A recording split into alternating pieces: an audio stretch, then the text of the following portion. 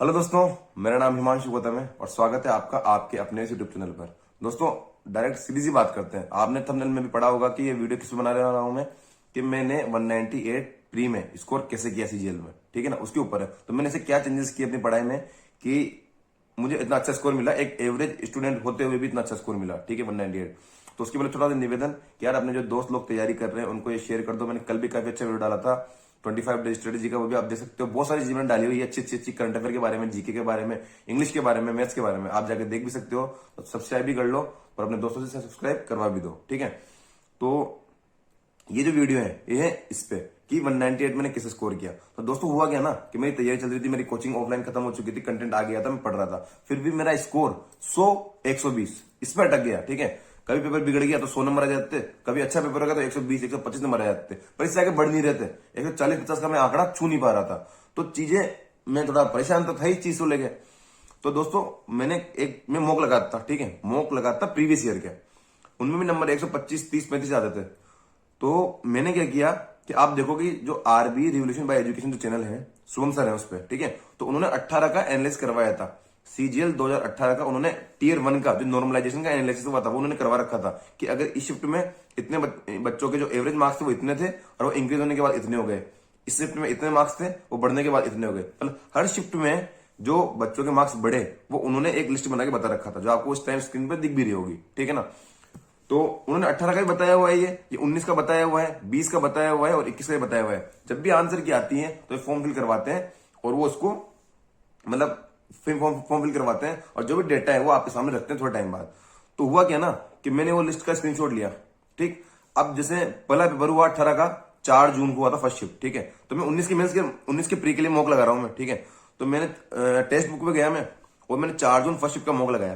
भैया मेरा नंबर है 130, ठीक है, 130 नंबर है। मैं अगेन डिमोटिवेट कि यार कट ऑफ 2017 की 126 गई है और मेरे अभी नंबर 130 आ रहे हैं, तो कैसे काम चलेगा। तो मैंने उसको देखा कि यार ठीक है, पर ये देखा कि उस लिस्ट में जाके जो शुभम सर ने डाली हुई अपने चैनल पे, जिसका स्क्रीनशॉट मैंने लिया हुआ है, उसमें देखा कि अगर आपके 130 नंबर आते तो आपके 25 नंबर नॉर्मलाइजेशन बढ़ जाते। मैंने कि अगर इसका मतलब कि ये पेपर में देता तो मेरे 155 मार्क्स आते और कट ऑफ लास्ट ईयर की 126 थी, इसका मतलब मैं कम से कम 30 नंबर कट ऑफ से ऊपर होता। तो यहां से मुझे कॉन्फिडेंस आना स्टार्ट हुआ, ठीक है। मैंने 4 जून का सेकंड शिफ्ट का पेपर लगाया, मेरे नंबर है भैया 140 नंबर है, ठीक है, 140 है।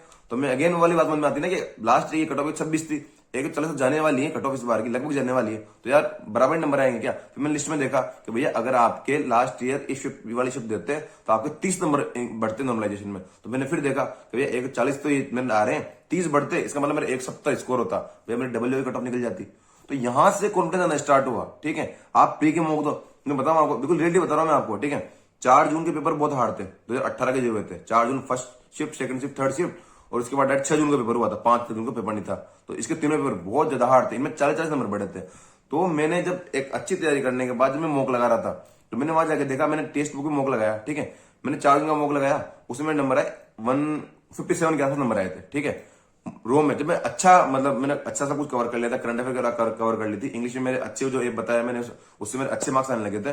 तो मेरे रो मार्क्स है 157 घर पे जो मैंने मॉक लगाया 4 जून वाले में।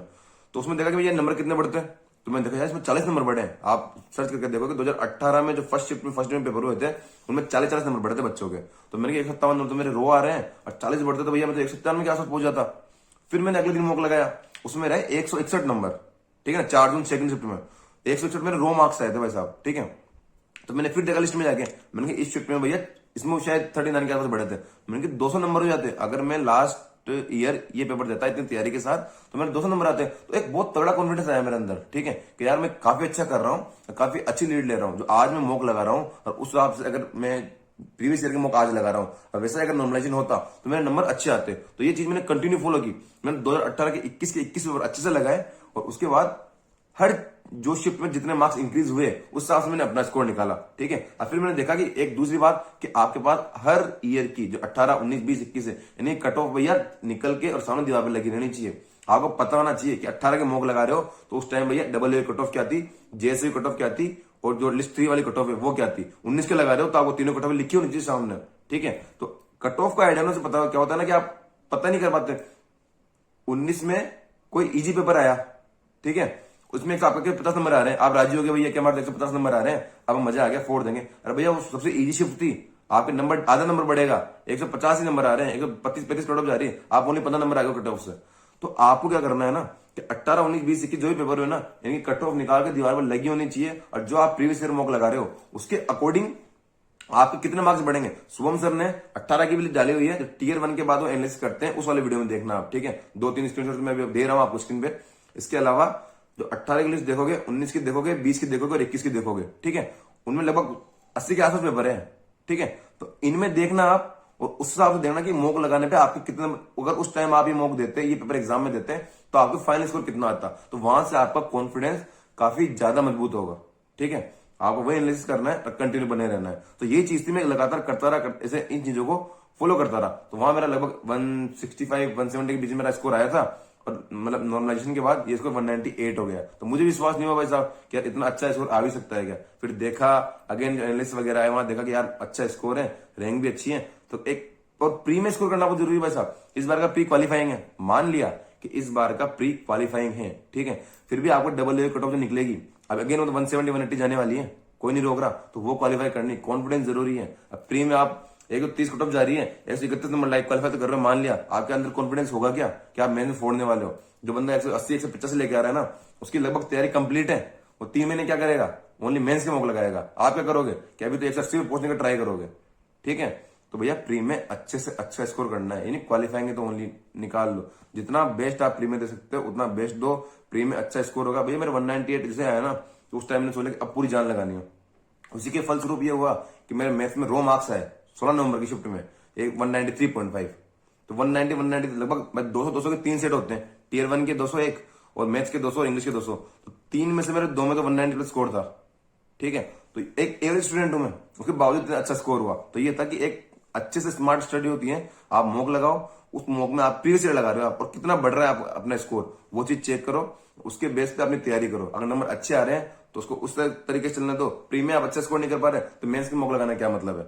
अब मैं अभी भी कह रहा हूँ कि प्री में जिसके 140 प्लस नंबर आ रहे हैं वो मेंस पे चले जाओ, ठीक है ना। अगले 20 दिन में मेंस के मॉक दो, आप कोई फर्क नहीं पड़ता, ठीक है। मेंस की तैयारी करो, क्योंकि निकल जाएगा 120, 120, 125 से 1 नंबर ऊपर नहीं जाएगी कट ऑफ, पक्की बात है, ठीक है। आपको करना है मेंस की तैयारी, तो मेंस की तैयारी आपकी तभी होगी जब आप 140, 145 स्कोर कर पा रहे हो, तो आप मेंस के लिए चले जाओ, ठीक है। कंटिन्यू में जीके का टॉपिक डाल रहा हूँ, वो आप फॉलो करो, उनको आप पढ़ते रहो, डेफिनेटली क्वेश्चन मिलेंगे यार, क्वेश्चन मिलेंगे। आप यही कमेंट सेक्शन में आगे मतलब थैंक यू बोलोगे, देख लेना आप, ठीक है। और अपने दोस्तों के साथ इस चैनल को शेयर करो, काफी अच्छी चीजें जा रहा हूं मैं, और अच्छी चीजें जो मुझे आइडिया है, जहां चेंजेस हो सकते हैं, जहां इंक्रीमेंट हो सकता है। यार मैं 6 महीने 120 मार्क्स पे अटका रहा हूं मैं, 6 महीने, क्योंकि चीजें पता ही नहीं थी, चीजें जैसे मिलती गई, खुद ने ढूंढी, चीजें आइडिया लगता रहा, ठीक है। और फिर धीरे धीरे इंक्रीमेंट हुआ, और मेरा अभी 2020 में रो मार्क्स से 172, रो मार्क्स से मेरे 172, ठीक है, और 185 में नॉर्मलाइज मार्क्स से 2020 वाले सीजीएल में। तो यही है, आपको कंटिन्यू बने रहना है। और मौके उनमें देखो कि अगर मैं इस साल देता उस मॉक को, उस साल में देता, तो मैं नॉर्मलाइजेशन के बाद स्कोर कितना होता, क्या मेरी डबल ए कट ऑफ निकलती या नहीं निकलती। टारगेट डबल ए होगी और जैसे कट ऑफ होनी चाहिए, बस इसके अलावा कुछ ही नहीं। लेवल लिस्ट 3 वाले कट ऑफ जाने कितने, 50,000 लोग निकालेंगे, 2 लाख लोग निकालेंगे, पर जो टॉप 10-15,000 लोग है ना, वहां पे आना है आपको, ठीक है। उसके लिए आपको क्या करना पड़ेगा, अच्छे से मॉक लगाने हैं, अच्छे से एनालिसिस करना है, ठीक है। करंट अफेयर वगैरह सब कंप्लीट करके लेके जानी है, ठीक है। और दोस्तों के साथ चैनल को शेयर कर देना। Thank you.